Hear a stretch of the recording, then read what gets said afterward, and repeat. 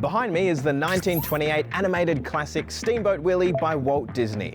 Last year, I probably would have gotten in big trouble if I was to screen it to a paying audience at my local cinema, or upload the whole thing to YouTube and monetize it with ads.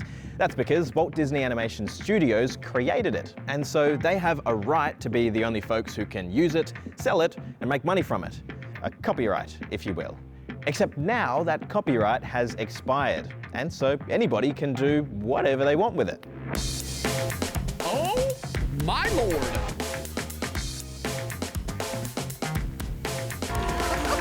I object. I didn't know he was going to bring Mickey on my show. But it's all above board, because Steamboat Willie is now in the public domain.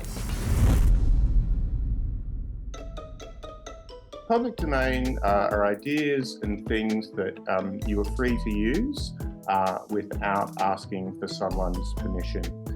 So it might be there is an old piece of music you find, written by Beethoven or another classical composer, and you wish to use that, incorporate that into your own musical piece.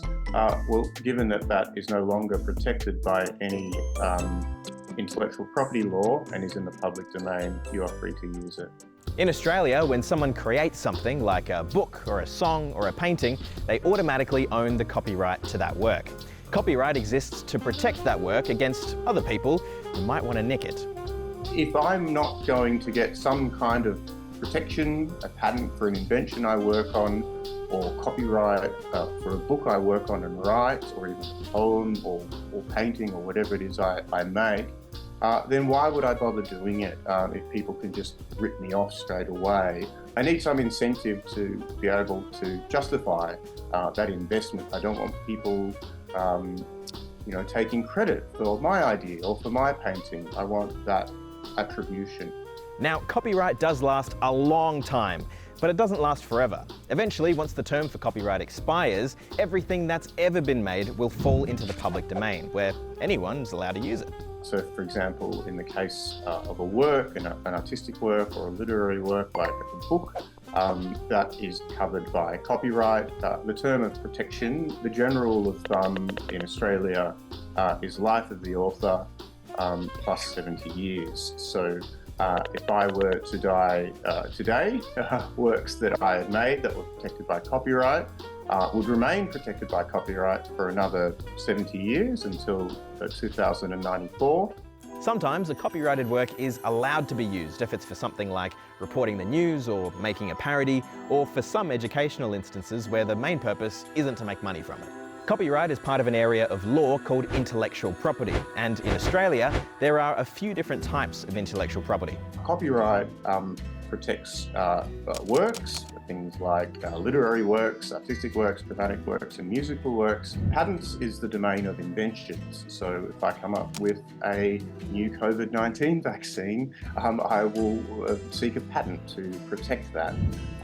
Trademarks protect signs used in the course of trade. So the ABC logo is quite famous, and that means that ABC should be the only person in Australia or in the jurisdiction who can use that sign in respect of media, entertainment, and similar services.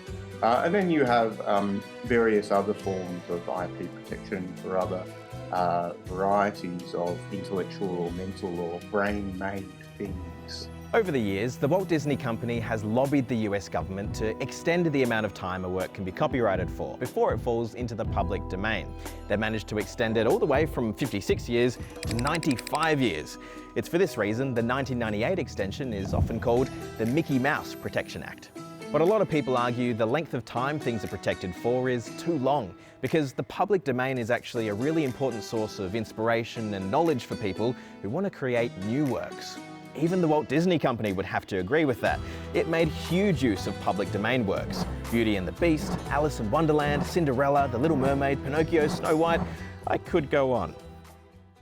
They're all stories that had fallen into the public domain, so Disney could do whatever it wanted with them. We need to have good reason why we will lock up knowledge, why we will lock up certain works. Many would argue that it should be the norm, that most things should be in the public domain. And the reason some scholars argue that is because drawing upon pre-existing works, pre-existing knowledge, pre-existing inventions is an important step of the creative process, an important step in the scientific invention process.